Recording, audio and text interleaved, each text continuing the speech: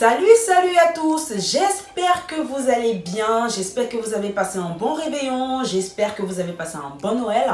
Aujourd'hui, je viens avec cette vidéo pour parler des différentes résolutions que nous prenons souvent en fin d'année pour la nouvelle année, que nous sommes nombreux et nombreuses à ne pas du tout respecter, moi la première.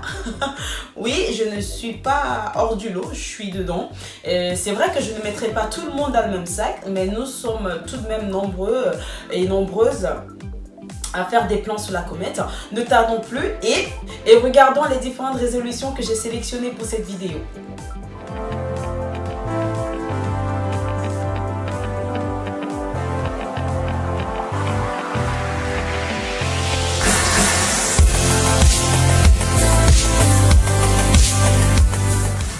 Parmi les résolutions qui sont souvent prises en fin d'année, surtout pour nous les femmes, c'est la perte de poids. On a envie de perdre du poids, c'est vrai, pendant les fêtes, on a mangé du chocolat, du foie gras, des plats africains très très gourmands. On a envie de commencer cette nouvelle année en se disant, bon, éliminons tout ça pour être, je sais pas, en flic au top.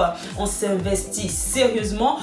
Franchement, avant qu'on a déjà une personne de notre entourage ou nous-mêmes, car on dit, bon, cette nouvelle année, je me remets au sport, j'ai envie d'avoir une silhouette de dingue. On sait tous comment ça se termine, on s'investit, franchement on se donne, on va s'inscrire à la salle de sport qui n'est pas donnée, on achète des vêtements de sport qui ne sont pas donnés non plus. Hein. Le premier jour on va au sport, on est motivé, franchement on a les casques, on court, on transpire. Au bout d'une semaine, quand les courbatures commencent à arriver, on se met à procrastiner, pardon.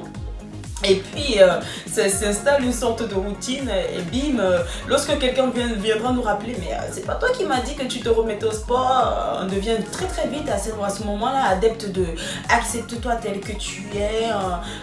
Certains vont dire, mais c'est comme ça que Dieu t'a créé. Avant qu'on connaît tous quelqu'un qui a fait ça ou nous-mêmes nous sommes passés par là. Franchement, c'est pas facile de se remettre au sport comme ça du jour au lendemain, surtout quand on n'a pas quelqu'un à côté. Bien beau, hein, mais c'est dur. Ou encore lorsqu'on se dit pour cette nouvelle année je vais mettre de l'argent de côté, je vais économiser, franchement je n'achète plus, c'est fini, j'achète plus comme ci comme ça. Mais comment faire des économies quand on est fashionista ou quand on est addict à la mode ou franchement où on est dans une société de consommation où on nous pousse à consommer tout le temps? Comment? Vous voyez, aujourd'hui, tu prends ton téléphone, tu vois, une belle paire de chaussures, je sais pas, un beau manteau, tu as 100 € de côté que tu as peu investi pour le mois et tu te retrouves, tu regardes le manteau te regarde, tu regardes la paire de chaussures, elle te regarde. Tu as envie de l'acheter, tu te dis bon pour ce mois et tu regardes le prix du manteau en fait, 150 € et tu n'as que 100 €. Tu te dis bon, je vais essayer de me rattraper le mois prochain, je vais remettre ce que j'ai pris en plus.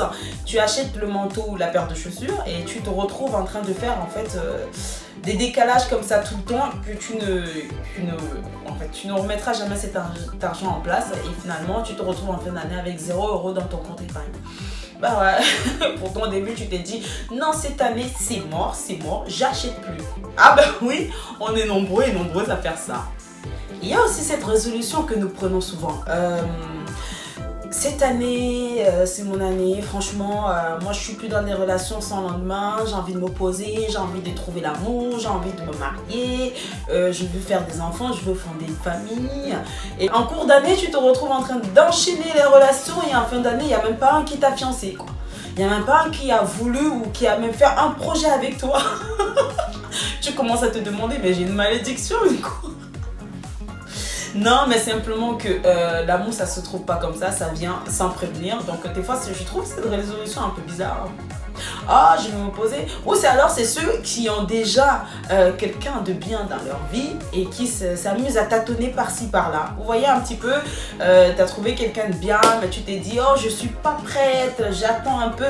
Bon, disons que l'année prochaine, je ferais peut-être mieux de me poser. Mais sauf que quand l'année prochaine arrive, la meuf ou le gars en fait te largue et puis tu te retrouves avec 0. Tu te dis, eh merde.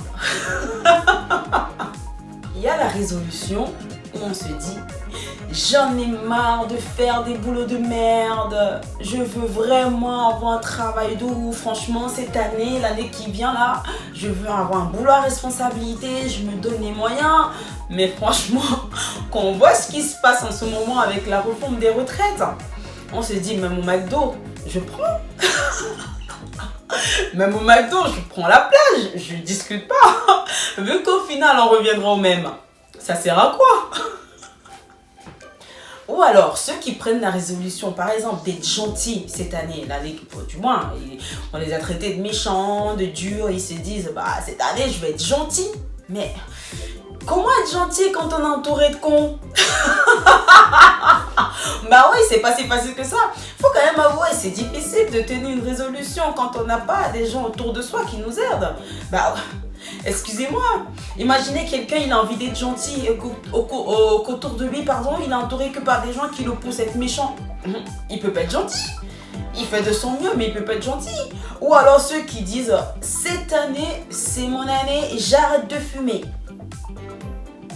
J'arrête de fumer la cigarette parce que ça tue, ça détruit mes poumons.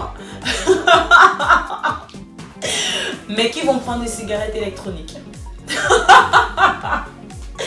Sachant que ça a été prouvé que c'est plus dangereux que la cigarette même. Franchement, est-ce qu'on peut en vouloir aux gens de ne pas tenir les résolutions? Non. À chacun ses résolutions. Et franchement, ne changeons pas les bonnes habitudes. Prendre des résolutions en fin d'année, ça nous motive énormément pour la nouvelle année. Même si on ne s'y tient pas souvent, ça nous aide tout de même d'avoir des objectifs. Alors, n'hésitez pas à avoir des objectifs, à prendre des résolutions. Et voilà, et à savoir ce que vous voulez pour la nouvelle année. Au moins, on va avec quelque chose au début, même si à la fin, c'est pas ça. On a toujours quelque chose au début. N'hésitez pas à me dire ce que vous avez pensé de cette vidéo, à liker, à partager et à vous abonner s'il vous plaît, et passez de bonnes fêtes de fin d'année, bonne année à tous ceux qui tomberont sur cette vidéo à la nouvelle année, et je vous fais plein de bisous, surtout soyez prudents.